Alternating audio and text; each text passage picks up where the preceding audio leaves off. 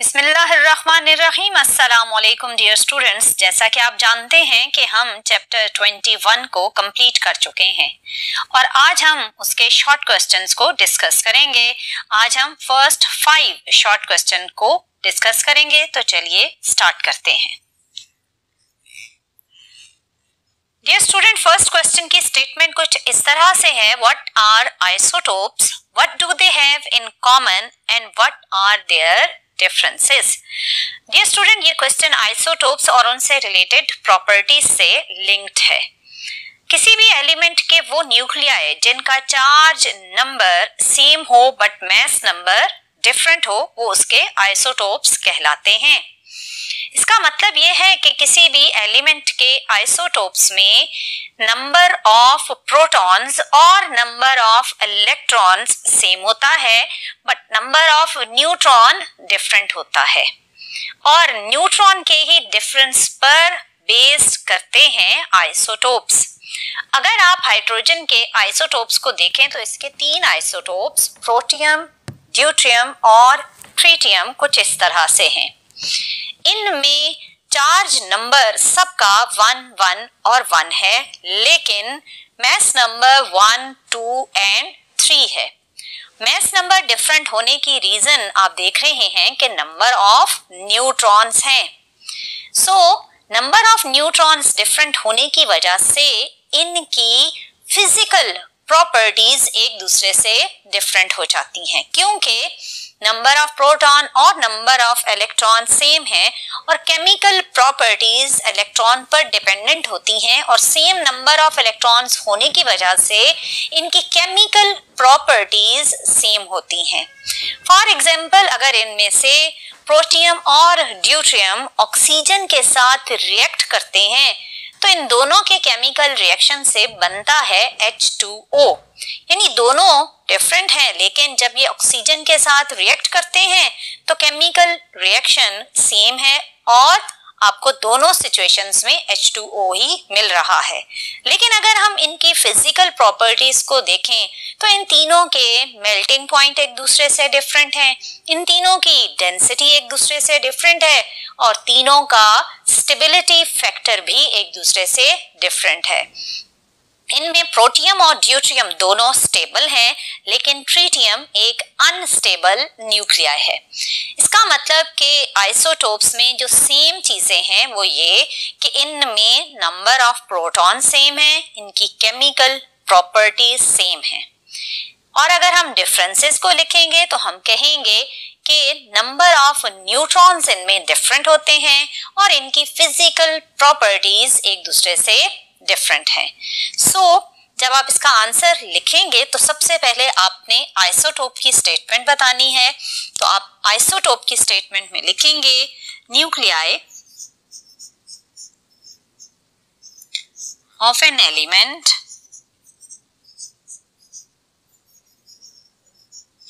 which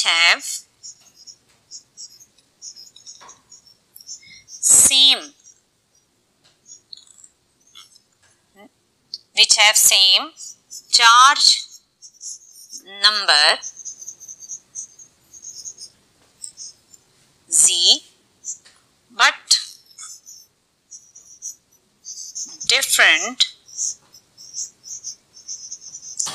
mass number A। और in different चीजों की बेसिस पर हमने अभी एग्जाम्पल डिस्कस की कि हाइड्रोजन के जो 3 आइसोटोप्स थे वो ये थे, 1H1 ये प्रोटियम है, 1H2 ये ड्यूट्रियम है और थर्ड वन था ट्रिटियम जो कि था 1H3। इन सब में जो चीज कॉमन है वो है नंबर ऑफ प्रोटॉन्स और दूसरी चीज जो कॉमन थी वो थी chemical properties.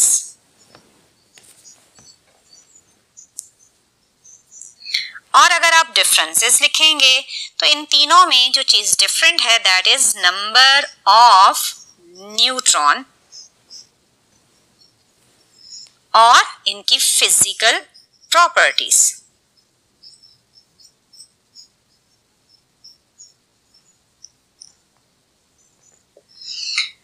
So dear student, ये तो था आपका फर्स्ट क्वेश्चन। अब चलते हैं और नेक्स्ट क्वेश्चन की स्टेटमेंट को देखते हैं। डियर स्टूडेंट, सेकंड क्वेश्चन की स्टेटमेंट है why are heavy nuclei unstable. इससे पहले कि हम इसको सॉल्व करें, आपको ये कैसे पता चलेगा कि कोई न्यूक्लियाई स्टेबल है या अनस्टेबल है? इसकी रीजन ये है कि न्यूक्लियस में मौजूद प्रोटॉन और न्यूट्रॉन के बीच में होती हैं स्ट्रॉन्ग न्यूक्लियर फोर्सेस, और जैसे जैसे नंबर ऑफ न्यूक्लियॉन्स, जिसका मतलब है number of proton plus number of neutrons, जैसे जैसे ये नंबर इंक्रीज होता जाता है तो न्यूक्लियस के अंदर एक अनस्टेबिलिटी का फैक्टर आना शुरू हो जाता है। क्योंकि जब बहुत ज्यादा न्यूक्लियॉन नंबर होगा तो प्रोटॉन के पॉजिटिव चार्जेस जब एक दूसरे को रिपेल करेंगे तो electrostatic repulsive force among the nucleons effective होना स्टार्ट हो जाएगी, और यहाँ पर आपका न्यूक्लियाई अनस्टेबल होना स्टार्ट हो जाएगा। सो हेवी न्यूक्लियाई के अंदर स्ट्रॉन्ग न्यूक्लियर फोर्सेस का इम्पैक्ट वीक होना शुरू हो जाता है और इलेक्ट्रोस्टैटिक रिपल्सिव फोर्सेस का इफेक्ट स्ट्रॉन्ग होना स्टार्ट हो जाता है because of the higher number of nucleons. So dear student, आपका हेवी न्यूक्लियाई क्यों अनस्टेबल होता है? इसकी रीजन लिखने से पहले तो आप ये बताएं कि कौन से नंबर से अनस्टेबिलिटी का फैक्टर स्टार्ट होता है।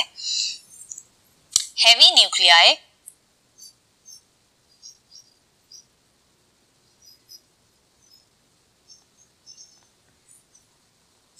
is unstable and instability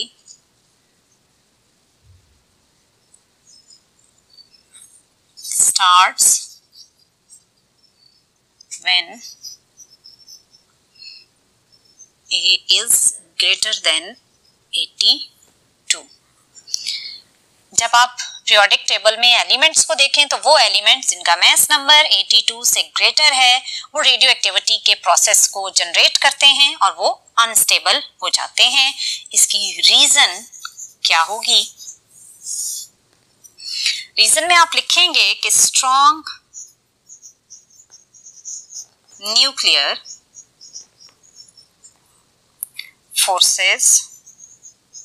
force between two nuclei falls off rapidly, hence electrostatic repulsive force becomes greater than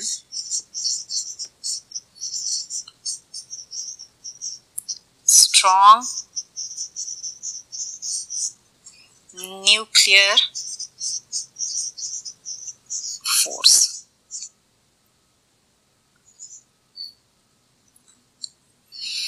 क्योंकि इलेक्ट्रोस्टैटिक फोर्स जो कि एक रिपल्सिव फोर्स है इस केस में वो स्ट्रांग हो जाएगी, सो न्यूक्लियस स्प्लिट होना स्टार्ट हो जाएगा और यहीं से अल्फा, बीटा और गामा डिके का प्रोसेस स्टार्ट लेता है। अब चलते हैं और नेक्स्ट क्वेश्चन की स्टेटमेंट को देखते हैं। डियर स्टूडेंट, नेक्स्ट क्वेश्चन की स्टेटमेंट कुछ इस तरह से है, if a nucleus has a half life of 1 year, does this mean that it will be completely decayed after 2 years? Dear student, ये क्वेश्चन हाफ लाइफ से रिलेटेड है और आप जानते हैं कि हाफ लाइफ वो टाइम पीरियड होता है जिसमें कोई भी radioactive element half amount decay कर देता है और हाफ अमाउंट उसके पास रिमेनिंग होती है। फॉर एग्जाम्पल, आपके पास थे 100 रुपीज और आप इन रुपीस की सपोज करें कि हाफ लाइफ 1 आवर इमेजिन करते हैं, तो 1 आवर के बाद 100 में से 50 रुपीज आप खर्च कर देंगे, जिन्हें आप इस लैंग्वेज में, न्यूक्लियस की लैंग्वेज में कहेंगे कि आपने 50 रुपीज डिके कर दिए। आपके पास बच कितने गए होंगे? आपके पास 50 रुपीज रिमेनिंग अमाउंट होगी। अब मजीद 1 आवर गुजरेगा तो 50 में से 25 रुपीज आपने खर्च कर दिए, जिसका मतलब डिके हो गए, और अनडिकेड रुपीज हो गए 25। ये अभी आपने 2 हाफ लाइफ्स गुजारी हैं, तो क्या ये कंप्लीटली खत्म हो गए? नहीं, अभी भी रिमेनिंग अमाउंट आपके हाथ में है, और यही रिमेनिंग अमाउंट अगर मजीद एक और आप हाफ लाइफ यानी 1 आवर गुजारें तो 25 में से हाफ स्पेंड हो जाएंगे और हाफ आपके पास फिर फर्दर रिमेनिंग होंगे। इसका मतलब कि कोई भी एलिमेंट अगर उसकी 2 हाफ लाइफ यानी अगर उसकी हाफ लाइफ 1 ईयर है तो 2 इयर्स का मतलब है 2 हाफ लाइफ्स। तो उसकी अगर 2 हाफ लाइफ्स गुजरे तो क्या वो एलिमेंट कंप्लीटली खत्म हो जाएगा? तो इसका पहला आंसर तो है नो। दूसरा, अगर आप इक्वेशन अगर आपको याद हो n is equal to n naught exponential minus lambda t, इस इक्वेशन में n आपके पास रिमेनिंग एलिमेंट्स हैं। अगर हम ये कहें कि n 0 है तो इसका मतलब t की वैल्यू इंफिनिटी में चली जाएगी, यानी रिमेनिंग एलिमेंट्स को यानी अनडिकेड एलिमेंट्स को 0 बनाने के लिए आपको टाइम इन्फिनिट लेना पड़ेगा, यानी बहुत बहुत ज्यादा हाफ लाइफ्स गुजारने के बाद ये पॉसिबल है कि उस रेडियो एक्टिव एलिमेंट का कोई भी फ्रैक्शन बचा हुआ ना हो। सो ये पॉसिबल नहीं है। सो आपने इसको मैथमेटिकली सॉल्व करना है। सो मैथमेटिकली स्टार्ट करने के लिए हम अपने रेडियो एक्टिव एलिमेंट का कोई ओरिजिनल नंबर सेलेक्ट करेंगे और फर्स्ट हाफ लाइफ 1 ईयर, फिर सेकेंड हाफ लाइफ 2 इयर्स गुजारेंगे और देखेंगे कि कितना फ्रैक्शन उसका यूज हो गया यानी डिके हो गया और कितना अनडिकेड है। सो अब इसको हम आंसर की फॉर्म में ट्रांसफर करते हैं। तो पहले तो आप लिखेंगे नो, इट विल नॉट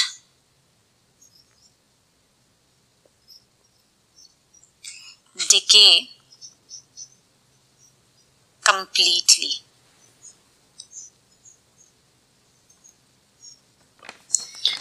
अब आप इसकी रीजन लिखेंगे। रीजन में हम सपोज करते हैं कि हमारे ओरिजिनल नंबर ऑफ एटम्स इसमें है n not, number of nuclei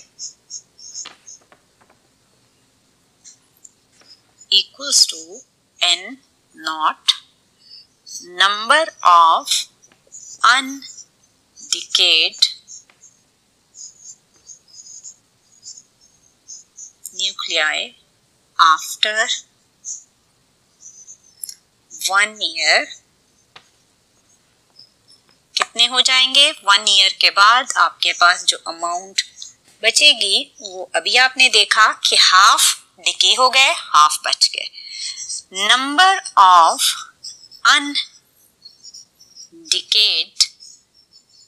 nuclei after 2 years। 1 year के बाद आपके पास ये फ्रैक्शन रिमेनिंग था। जब एक और हाफ लाइफ गुजरी यानी 2 इयर्स गुजर गए तो इसका फर्दर क्या हो जाएगा? हाफ हो जाएगा, यानी n नॉट बाय 2 का भी आप क्या कर देंगे? हाफ। तो ये बनेगा n नॉट बाय 4। सो अनडिकेड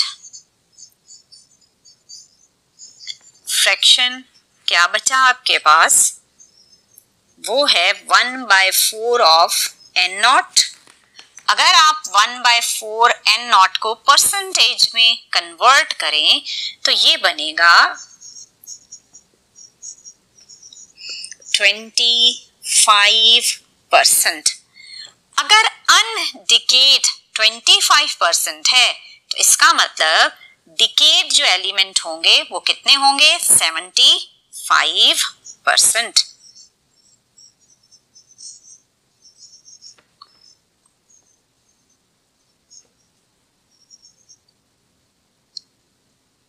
वो होगा 3/4 n नॉट, विच इज 75%। अगर आप n नॉट में से n नॉट बाय 4, यानी ये ओरिजिनल अमाउंट थी, ये वो थे जो बच गए थे, अगर आप ओरिजिनल अमाउंट में से अनडिकेड को सब्ट्रैक्ट करते हैं तो आपके पास 3/4 n नॉट आएगा, जिसका मतलब कि ये फ्रैक्शन डिके हो गया और ये फ्रैक्शन रिमेनिंग फ्रैक्शन है, जिसका मतलब है 25% अनडिकेड है और 75% एलिमेंट डिके हो गया। सो डियर स्टूडेंट, ये तो था आपका थर्ड शॉर्ट क्वेश्चन। अब चलते हैं और फोर्थ शॉर्ट क्वेश्चन की स्टेटमेंट देखते हैं। डियर स्टूडेंट, क्वेश्चन नंबर 4 की स्टेटमेंट कुछ इस तरह से है, what fraction of a radioactive sample decays after 2 half lives have elapsed। Question again आपका जो क्वेश्चन नंबर 3 था बिल्कुल उस जैसा ही है। वहां हमें हाफ लाइफ 1 ईयर दी गई थी और 2 इयर्स के बारे में पूछा गया था। सेम यहाँ पर भी वो आपसे यही पूछ रहा है कि 2 हाफ लाइफ्स अगर गुजरे तो क्या फ्रैक्शन होगा जो डिके हो जाएगा, और ऑब्वियसली क्या फ्रैक्शन होगा जो अनडिकेड फॉर्म में बचेगा। अगेन हम उसी चीज को थोड़ा सा रिकैप कर लेते हैं। सपोज ये आपके पास 100% रेडियोएक्टिव एलिमेंट है स्टार्टिंग टाइम पर। एक हाफ लाइफ गुजरने के बाद 50% डिके हो गया, 50% अनडिकेड बच गया। अब एक और हाफ लाइफ गुजरी तो इस बचे हुए पोर्शन का 50% डिके हुआ, 50% बचा, लेकिन ओवरऑल पूरे में से 75% डिके हो गया है और 25% आपके पास रिमेनिंग अनडिकेड एलिमेंट है। जब 2 हाफ लाइफ्स गुजरती हैं तो 3/4 फ्रैक्शन या 75% चीज डिके हो जाती है और 1/4 फ्रैक्शन या 25% एलिमेंट का पोर्शन अनडिकेड होता है। सो डियर स्टूडेंट, उसने आपसे पूछा कि व्हाट फ्रैक्शन, तो आप लिखेंगे 3/4 fraction of radioactive element will decay after कितनी हाफ लाइफ्स हैं? 2 हाफ लाइफ्स। इसको जब आप एक्सप्लेन करेंगे तो एक्सप्लेनेशन में आपको मैथमेटिकली यही चीज प्रूव कर, और after first half life number of undecayed element क्या हो जाएगा? इसका हाफ डिके हो जाएगा और हाफ ही रिमेनिंग होगा। After second half life number of undecayed element is half of this. इसका जब आप हाफ करेंगे तो 1/2 ऑफ n/2 यानी हाफ ऑफ दिस, तो ये बन जाएगा n0/4, जिसका मतलब है दैट इज 1/4 क्या होगा? 25% ऑफ n0, यानी ओरिजिनल का 25% अनडिकेड है, यानी जो आपके पास बच गया है।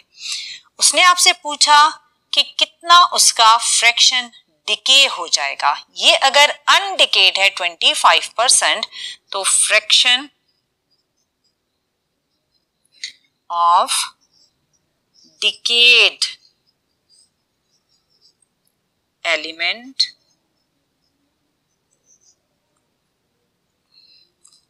टोटल कितना था 100%, उसमें से जो आपके पास रिमेनिंग है वो है 25%।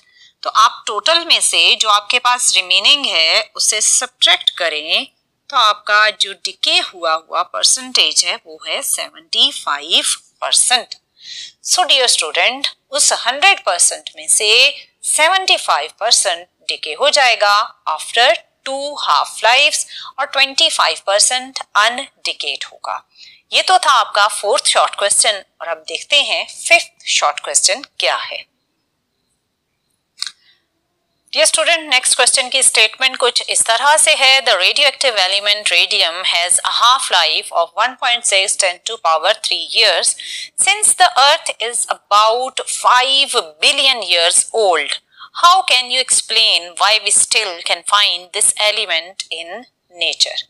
डियर स्टूडेंट, अगेन ये क्वेश्चन हाफ लाइफ से ही रिलेटेड है और आपसे ये पूछा गया है कि अगर अर्थ को बने हुए 5 बिलियन ईयर्स हो गए हैं तो रेडियम जिसकी हाफ लाइफ है 1600 ईयर्स, तो ये एलिमेंट स्टिल हमारी नेचर में अर्थ में मौजूद है, ये अब तक कंप्लीटली खत्म क्यों नहीं हुआ?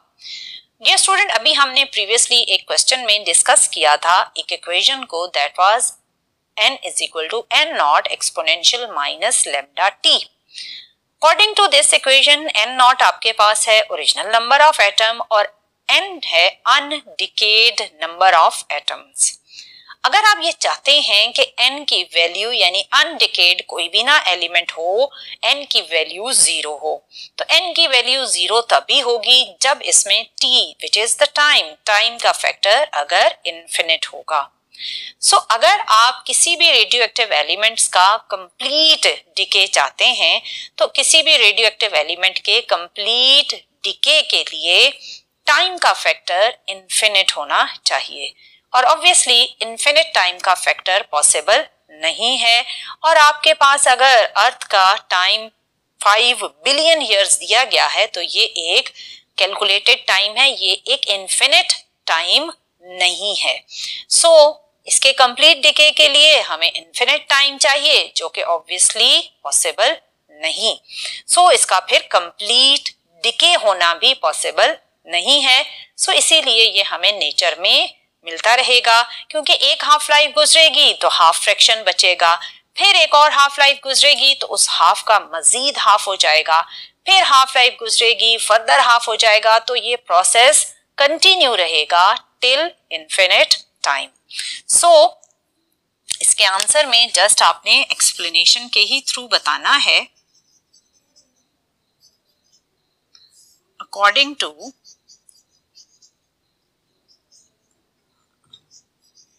Equation n is equal to n naught exponential minus lambda t, इसमें n नॉट क्या है आपके पास? ओरिजिनल नंबर ऑफ एटम है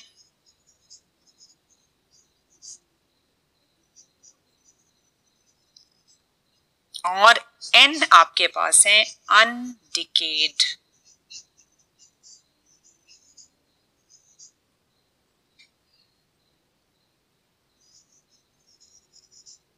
आप एटम भी लिख सकते हैं, एलिमेंट भी लिख सकते हैं।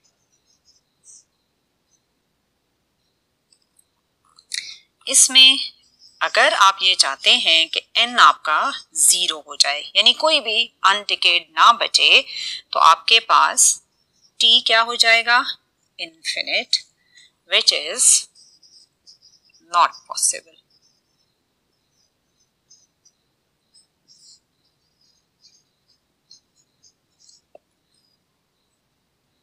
सो डियर स्टूडेंट, ये तो थे आपके फर्स्ट 5 शॉर्ट क्वेश्चन। मजीद आने वाले लेक्चर में रिमेनिंग शॉर्ट क्वेश्चंस को डिस्कस करेंगे। टिल देन अल्लाह हाफिज।